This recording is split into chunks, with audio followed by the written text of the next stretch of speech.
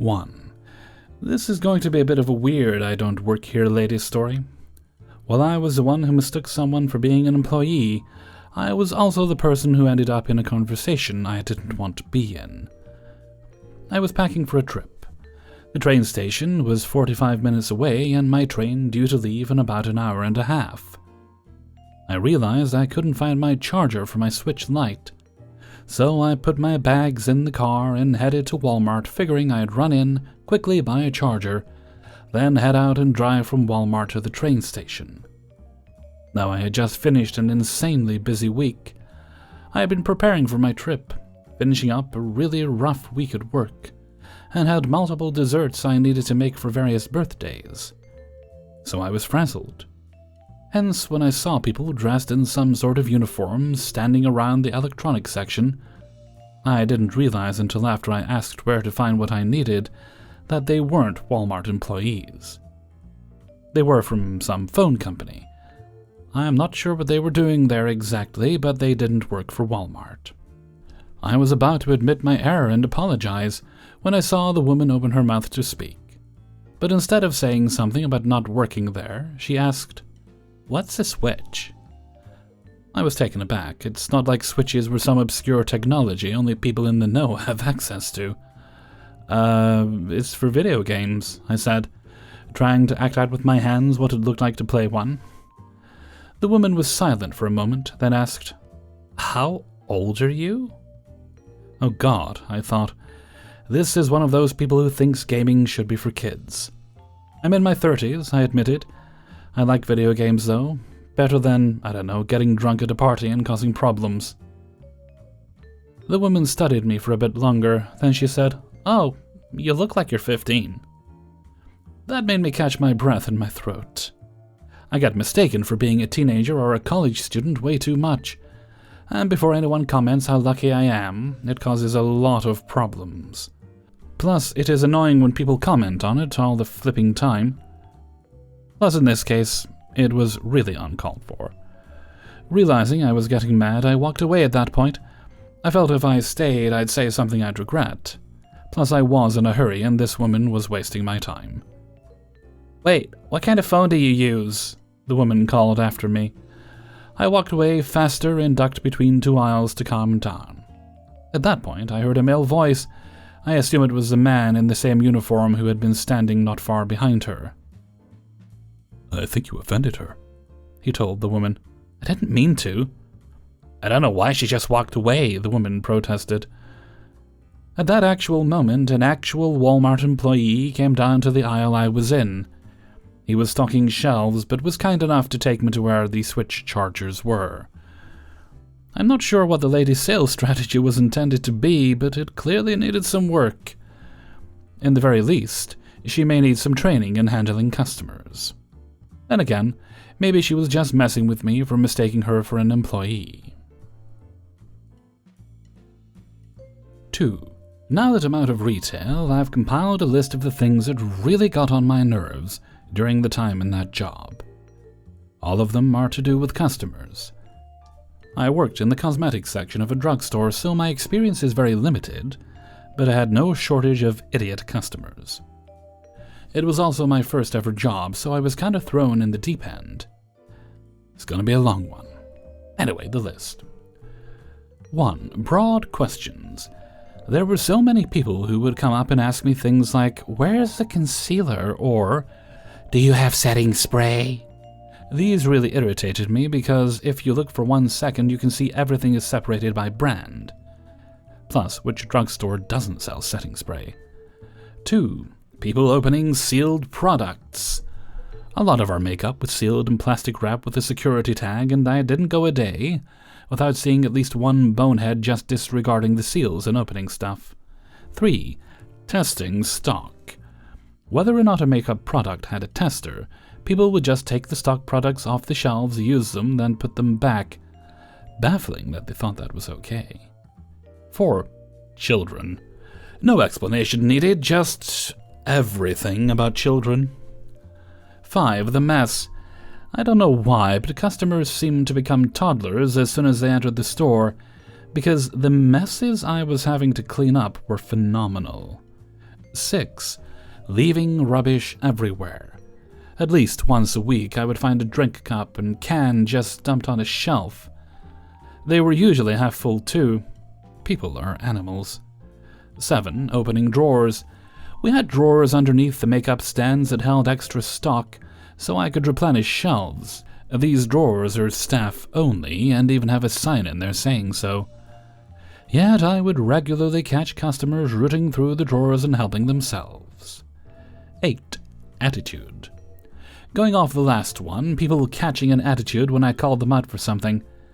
The amount of people who got upset at me for telling them they couldn't go through the drawers or unseal products they weren't paying for was astounding.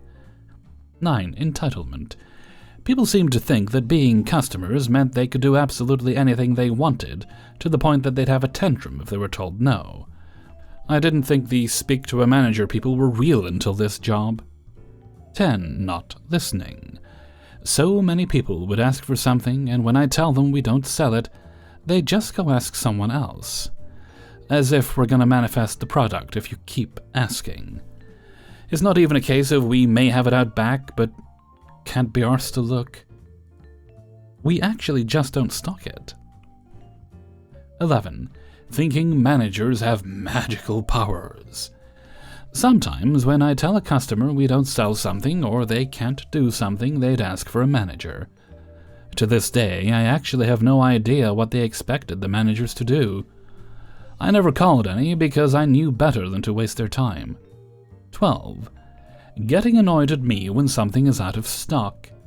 I literally have zero control over the stock. If we don't have something, that's not my fault. Why am I being yelled at? 13. Blaming us for their inability to read. Whenever we had deals or promotions going, we put out a ton of signage, and even had bunting and floor stickers, yet people would still miss them and blame us. 14. General inability to read. Bouncing off the last point, there were many customers who actually couldn't read, like our tags and signs were very clear, yet they'd miss something, then say the labeling is misleading, instead of just accepting that they're dumb. 15. Stupid questions. I cannot tell you how many times I was asked if we sell a competing shop's own brand products. Why? Why would we do that? Do you go to Morrison's to buy Asda's own brand? 16. Which one is better?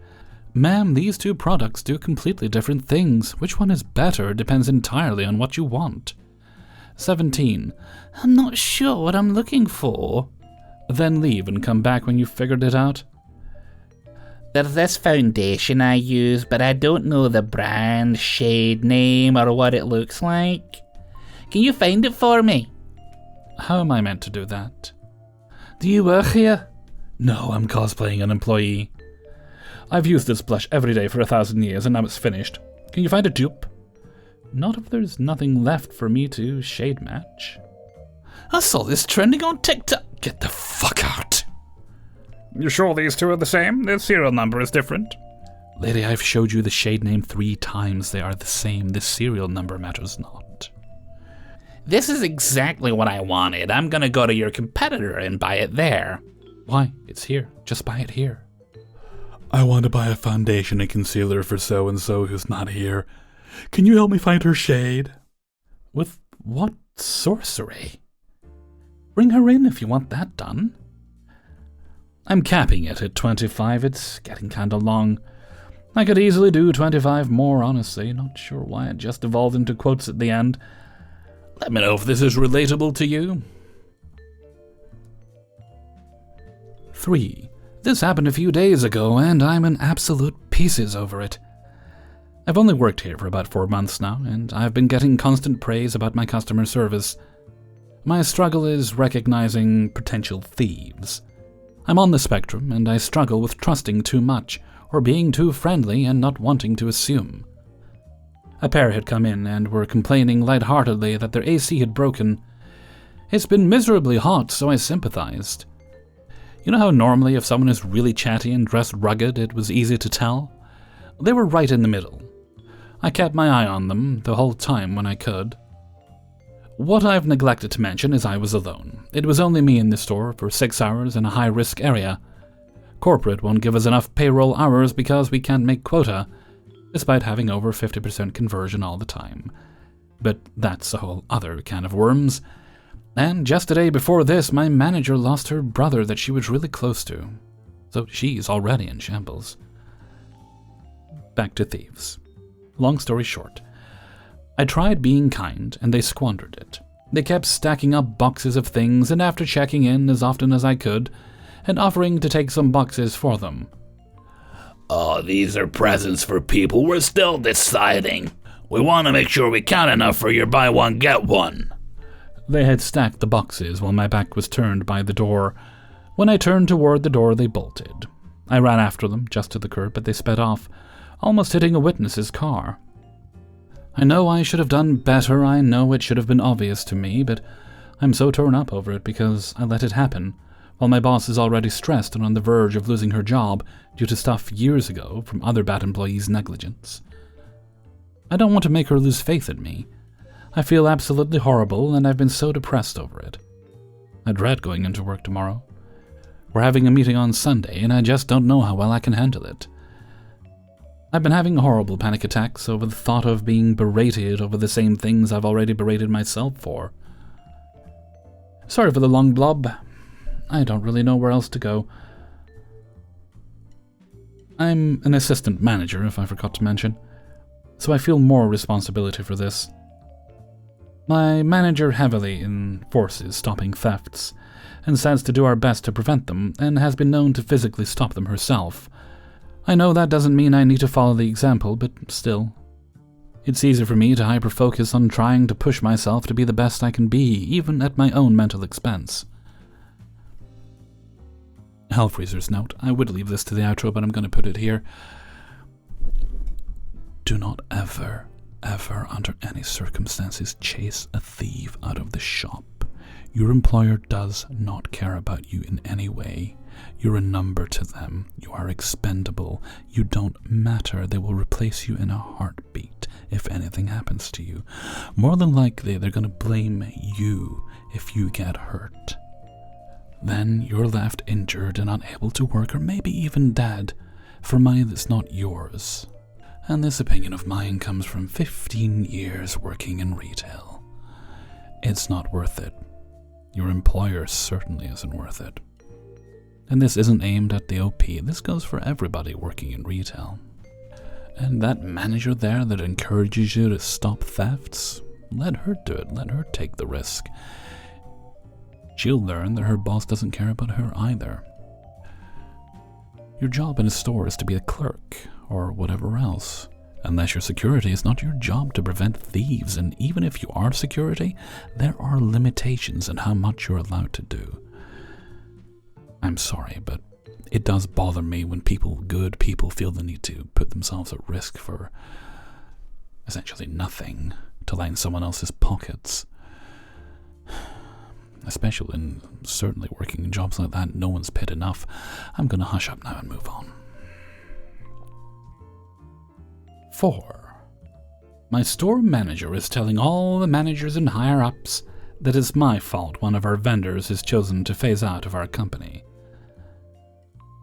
A few months ago, I had an incident with a vendor. Now, what actually happened was 100% according to policy. I was cashing people out and had no idea that the Hallmark vendors would come in plain clothes, not speak to anyone or sign the vendor in and out paper, and just go about their shit. Mid-transaction, I see a woman walk in past the registers and just start opening boxes. Obviously boxes meant to be put on the floor, but they were still unopened and unmarked. I see this and turn to grab the paging phone and say, "Ma'am, can I ask you to just hold on a second while I call up my manager?" Just like I'm supposed to do. The response I get is, "Well, my manager is going to be here any second, so..." as she continues rifling through boxes. I paged the manager. She came up and explained that it was just Hallmark, and I said, "Oh, okay, I just wanted to double check." To me, this was the end of it all. Just a simple misunderstanding and no clarification prior from management to expect this person. 2 fucking days later, at the end of my shift, my store manager pulls me into the office and informs me I made said vendor cry and I'm always being disrespectful. I remained calm and asked for an example. She wouldn't give one. I kept asking, she kept refusing before finally saying, "When you were talking to me and the customer, you made me feel this big." Oh yeah, finger motions and everything. Mind you, that particular conversation was simply me re-explaining to the customer the return policy that had recently changed, and I had already explained it twice while she was in the store. And after my store manager made me dig through the trash for my return receipts, that she did, by the way, I wasn't putting my till or myself in that position again, and calling the store manager over during the third explanation because the managers have to do the returns. At this point, in this little talk addressing these 2 situations that the store manager had somehow combined, I still did not understand where I did anything wrong. I followed policy to a T, used the best, sweetest customer service voice I could muster. That day alone was hell on earth in a dollar store, and kept calm. So, what the ever-loving fuck is my store manager talking about? I ask again, and with each "please give me an example," their voice is getting louder and louder, basically yelling at me, and I've had enough. I look her dead in the eyes and say, "Well, then let's check the camera. You can pull that up, right?" Cue the awkward shifting for about 30 seconds before she says, "I could, but there's no audio." Which to me was, I won't do it. I eventually just agreed to work on my attitude and left in a panic attack. On my walk out, I realized every single person in line and all 3 cashiers heard the entire thing. I now have 3 HR complaints about my store manager, and I'm not the only employee. I did my best to move past this, and I know I'm good at my job, and I have consistent regulars who have told me they specifically come to me when they know I'm working. Some even only come in when I work. My store manager has received these compliments herself on my behalf from the customers, but it doesn't seem to matter. Maybe a week later, one of the assistant store managers asks me WTF happened, and that my store manager was telling everyone that I screamed at the vendor and kept doing it until she cried. And the ASM didn't believe it. She wanted my side of the story. I explained it just as I did above, and she scoffed and said, "I told SM that was bull. I know you wouldn't do that. I'm sorry. I've got your back when I'm here." It's been months since this incident, and after speaking with the same assistant store manager who also isn't liked by the store manager, our schedules have been aligned, so it's just us 2 openings since this incident and the HR reports I made. Personally, I think it's retaliation against us both. Today, I found out that the store manager is telling just about anyone who will listen that Hallmark is phasing out their products from our store purely because of me. I know it's not true. The assistant store manager even assured me that she spoke with Hallmark and it was a company decision. Had nothing to do with little old me. But WTF, I knew my store manager didn't like me, but what is with the slandering? I work for a pathetic pathological liar that's cost us most of our damn staff. I hate my fucking job. Looks like I'll be filing HR report number 4 very soon. I found out maybe about 2 days after this talk some important things. One, our cameras do have audio and are specifically pointed at the registers, where both interactions that the store manager was referring to happened. 2, this talk, according to company HR, was an illegal and undocumented verbal reprimand. They promised they'd follow up with me on the store manager's discipline for that. Never got a call back and got seriously vague answers when I called HR for an update. 3, any discipline that results in other actions taken are confidential. So even if the vendor was ending the contract because of me, she's not allowed to tell anyone that it doesn't directly impact.